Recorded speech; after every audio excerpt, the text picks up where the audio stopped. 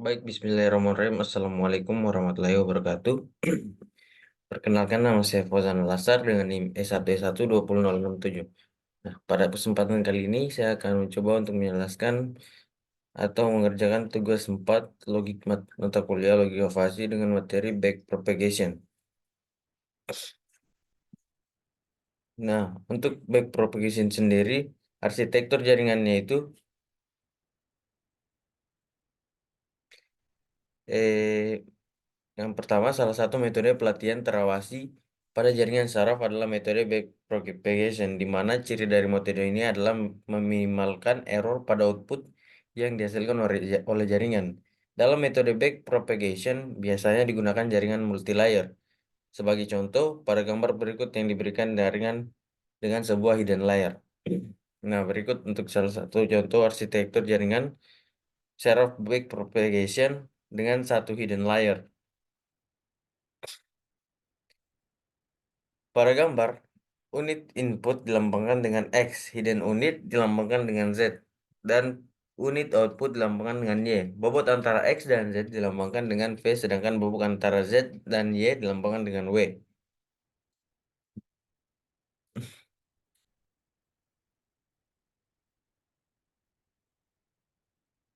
Untuk algoritma metode backpropagation, pada intinya pelatihan yang dengan metode backpropagation terdiri dari 3 langkah, yaitu yang pertama, data dimasukkan ke input jaringan atau feed forward, yang kedua perhitungan dan propagasi balik dari error yang bersangkutan, dan yang terakhir yaitu pembaruan atau adjustment bobot dan bias.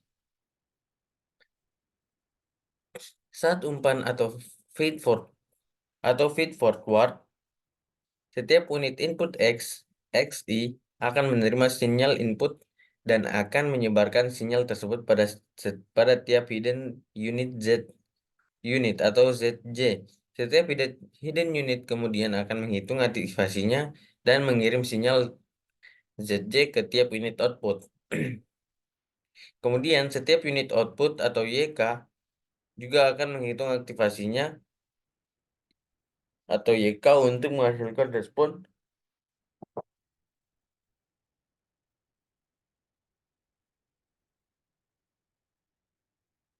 Untuk menghasilkan respon terhadap input yang diberikan jaringan. Saat proses pelatihan atau training, setiap unit output membandingkan aktivasinya atau YK dengan nilai target atau TK untuk menentukan besarnya error. Berdasarkan error ini dihitung faktor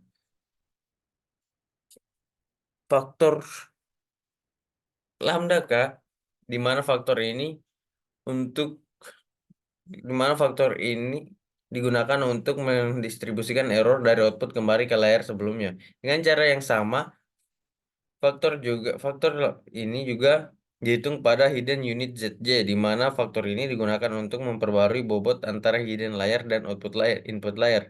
Setelah faktor lambda ini ditemukan, bobot untuk semua layer diperbarui. Nah, berikut untuk algoritma metode backpropagation secara detail. Step 0 misalnya inisiasi bobot dan bias. Baik bobot maupun bias dapat diset dengan sembarangan angka atau acak, dan biasanya angka di sekitar 0 dan 1 atau -1. Hal ini bias positif atau negatif.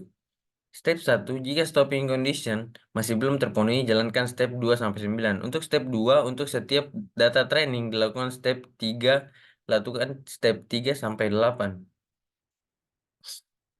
Umpan maju atau feed forward step 3, di mana setiap unit input XI, di mana I sama dengan 1 sampai N, menerima sinyal input XI dan menyebarkan sinyal tersebut kepada seluruh unit pada hidden layer. Perlu diketahui bahwa input XI yang dipakai di sini adalah input training data yang sudah diskalakan. Step 4, setiap hidden unit ZJ J sama dengan 1 sampai P akan menjumlahkan sinyal-sinyal input yang sudah berbobot termasuk biasnya. dan memakai fungsi aktivasi yang telah ditentukan untuk menghitung sinyal output dari hidden unit yang bersangkutan. Berikut untuk rumusnya, lalu mengirim sinyal output ini ke seluruh unit pada unit output. Step 5, setiap unit output YK K sama dengan 1 sampai M akan menjumlahkan sinyal input yang sudah berbobot termasuk biasnya.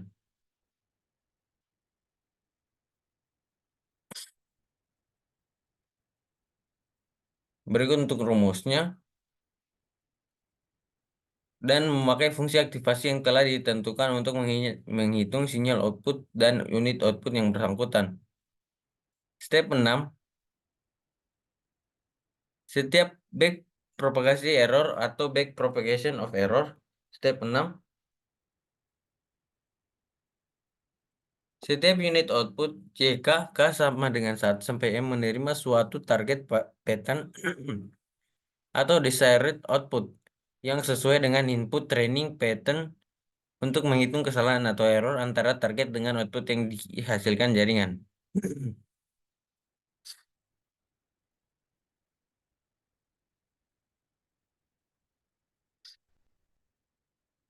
Untuk step yang ketujuh yaitu setiap hidden unit J sama dengan 1 sampai P menjumlah input delta yang dikirim dari layer step 6 yang sudah berbobot.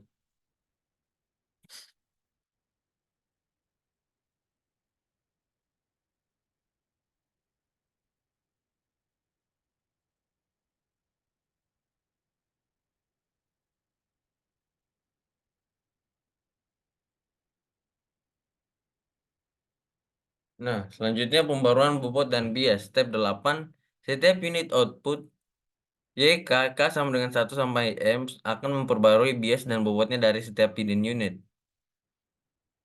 Demikian pula untuk setiap hidden unit akan memperbarui bias dan bobotnya dari setiap unit input. Step 9, memeriksa stopping condition. Jika stopping condition telah terpenuhi, maka pelatihan jaringan dapat diberhentikan. Untuk menentukan stopping condition terdapat dua cara yang bisa dipakai, yaitu yang pertama membatasi iterasi yang ingin dilakukan, misalnya jaringan akan dilatih sampai iterasi yang ke-500. Nah, yang kedua yang dimaksud dengan satu iterasi adalah perulangan step 3 sampai step 8 untuk semua training data yang ada. Dan cara yang kedua yaitu membatasi error. Misalnya menentukan besaran mean square error antara output yang dikendaki dan output yang dihasilkan oleh jaringan. Jika terdapat sebanyak M training data, maka menghitung mean square error digunakan persamaan berikut. MSE atau mean square error.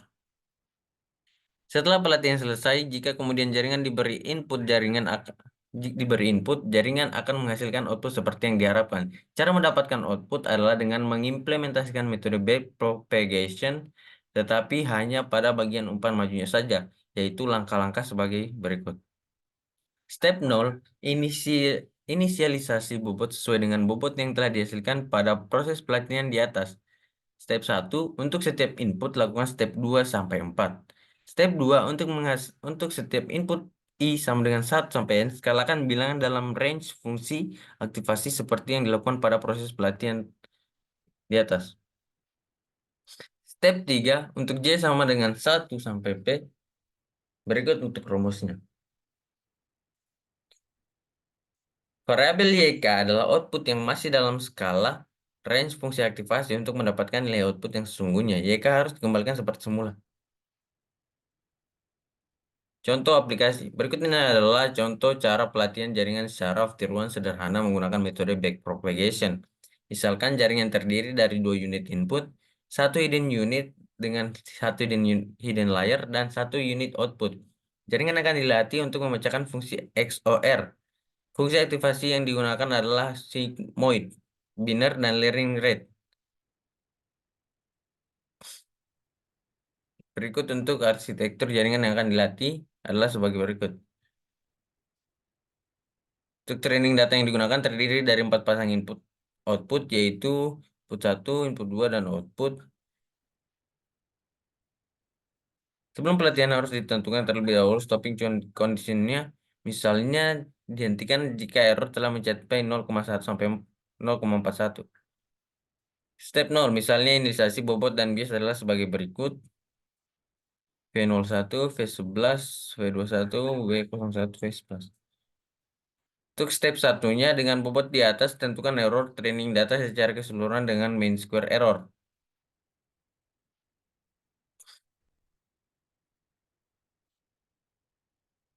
Maka didapatkan hasil E sama dengan 0,5 kali dalam kurung 0 sampai 0, 0, 0 kali dalam kurung 0 kurang 0,480034 pangkat 2 dan seterusnya seperti yang kita lihat pada gambar.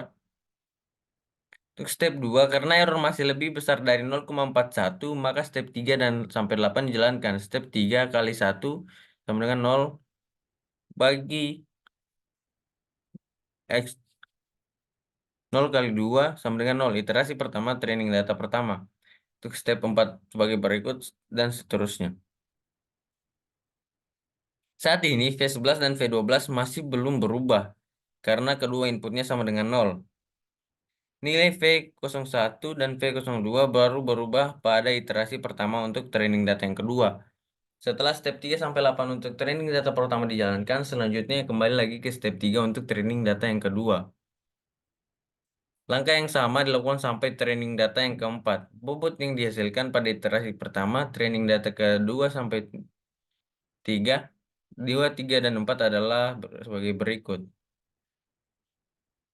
Untuk training data kedua, training data ketiga, dan training data keempat. Setelah sampai pada training data keempat, maka iterasi pertama selesai. Berikutnya pelatihan sampai pada step 9, yaitu memeriksa stopping condition dan kembali pada step 2. Demikian seterusnya. Sampai stopping condition yang ditentukan terpenuhi. Setelah pelatihan selesai, bot-bot yang kita dapatkan adalah sebagai berikut. Jika ada input baru, misalnya X1 sama dengan 0,2 dan X2 sama dengan 0,9, maka outputnya dapat dicari dengan langkah umpan maju sebagai berikut, yang dimana step 0 bobot yang dipakai adalah bobot hasil pelatihan di atas. Step 1 dilakukan pada perhitungan 2 sampai 4. Step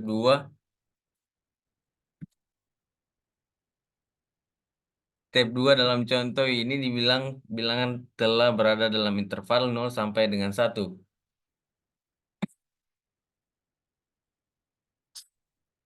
Jika terjadi, jadi tidak perlu diskalakan lagi. Untuk step 3 sebagai berikut. Step 4 dan selanjutnya, jadi jika input X1 0,2 dan X2 0,9, output yang